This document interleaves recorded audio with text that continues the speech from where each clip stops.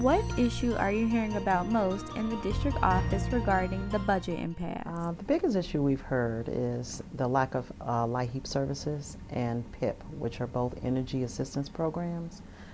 Those programs really help seniors, families, working families who can't afford to cover the total cost of energy services.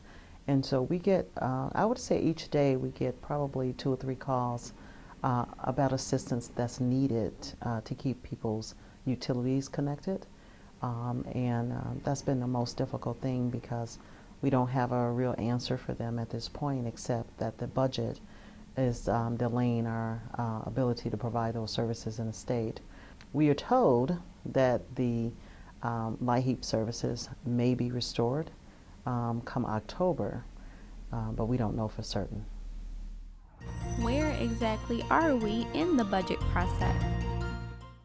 We are at a complete stalemate. The budget is a very complicated document, but what has happened, Governor Rauner has tied non-budgetary issues, reform agenda issues, to the budget process as negotiation tools, and that has caused great disruption in services in the state. And so although we have some items being provided for through court orders, consent decrees, everything is not covered under the consent decree.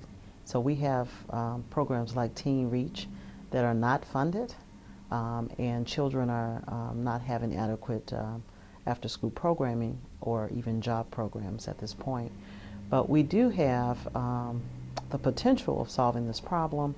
I believe if the governor takes what is most important, which is the priority of the legislature and the governor's office, to pass a budget. Remove those non-budgetary items at this time because the impact of this impasse is causing real disruption in the lives of families. People who called our offices are really complaining about not having child care because the governor's office has decided that he was going to change the eligibility requirements and make 90% of those people who would otherwise be eligible for child care ineligible through administrative order. And so the decisions that are being made at this point in relationship to the budget are truly hurting middle class and working class families. And we're trying to impart to the governor the most important thing that we can do is to pass a budget and fund that budget adequately. Is there a bill on the table right now? There is not a bill on the table at this point because back in March, when we introduced our budget was $36 billion, and people have heard over and over that the budget was out of balance, it was over the revenue, but people must remember that the governor had at that time, and he still has the ability to, put forward any revenue suggestions that he wants for this budget.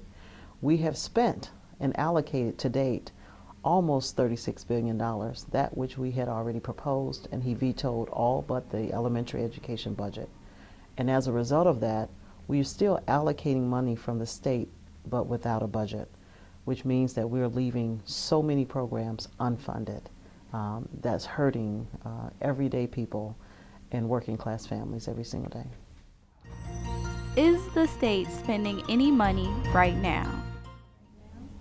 What is being spent at the state level right now is through consent orders.